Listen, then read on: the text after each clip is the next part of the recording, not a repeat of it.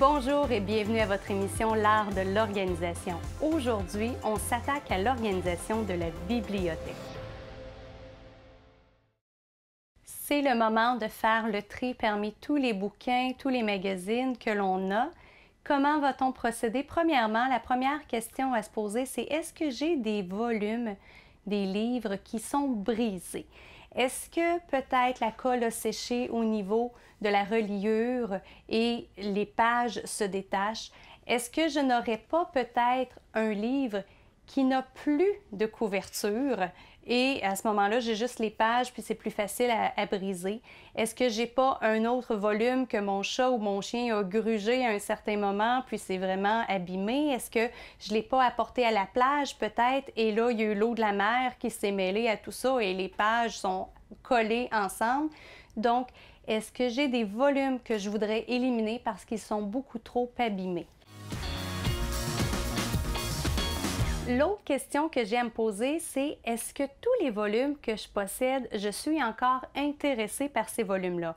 Il est possible qu'il y ait des livres que j'ai lus une première fois et que je me dis « Wow, ça c'était vraiment extraordinaire, je sais que je vais le relire et on veut le conserver ». Il y a peut-être d'autres livres que j'ai lus, puis j'ai eu de la difficulté à me rendre jusqu'à la fin parce que vraiment, c'était pas mon type de livre.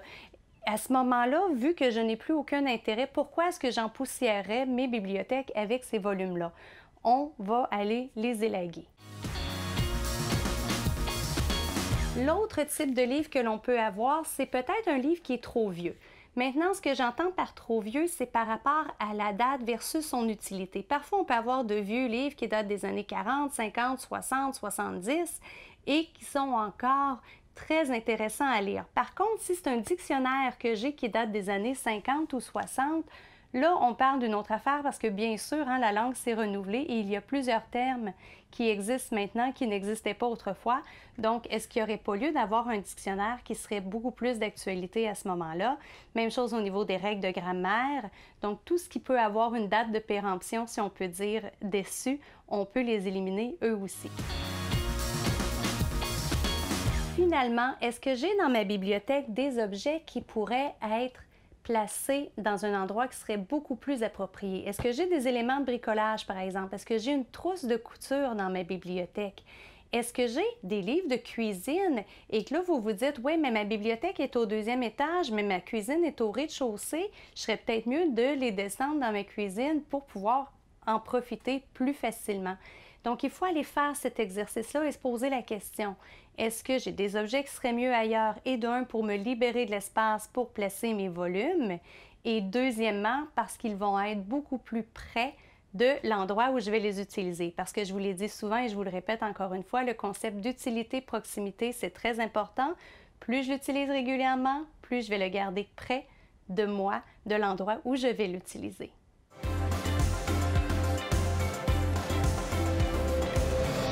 Notre organisation est faite. Je vous explique comment on a procédé. D'abord, nous sommes allés dans la bibliothèque chercher les livres qui étaient tout pêle-mêle et on les a regroupés. Pour ce faire, on a utilisé le lit qui est ici dans la pièce, qui est une grande surface qui a pu nous aider à faciliter pour manipuler tous les livres. Et ensuite, quand ils ont été regroupés, nous sommes allés les classer. On les a classés dans la bibliothèque qui est ici par thème. C'est ce qui a été choisi par la propriétaire de la maison où je me trouve.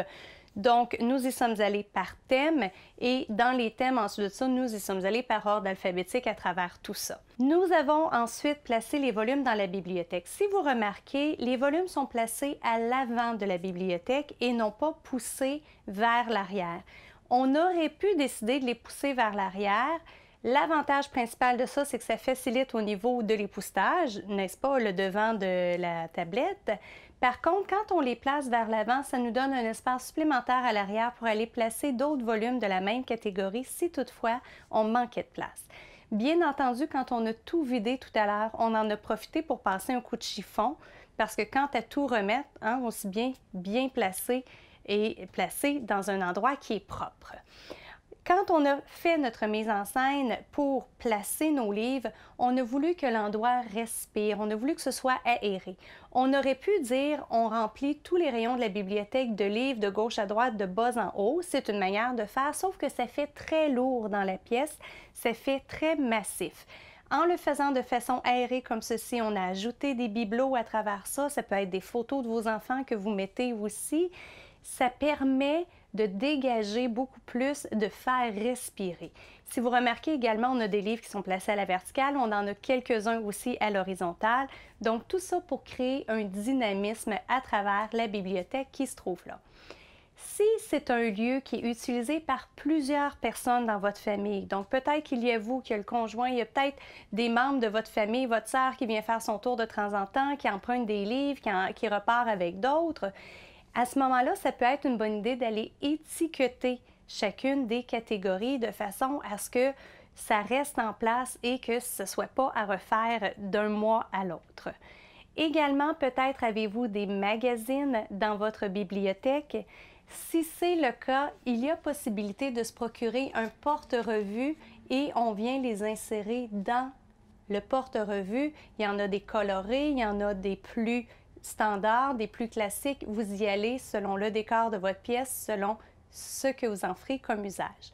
On a rajouté dans notre pièce également un fauteuil et une lampe d'appoint parce que ici, c'était une pièce qui était vraiment superbement bien éclairée, qui était intéressante pour la lecture, mais on n'avait pas le petit coin que ça nous prenait pour bien s'installer.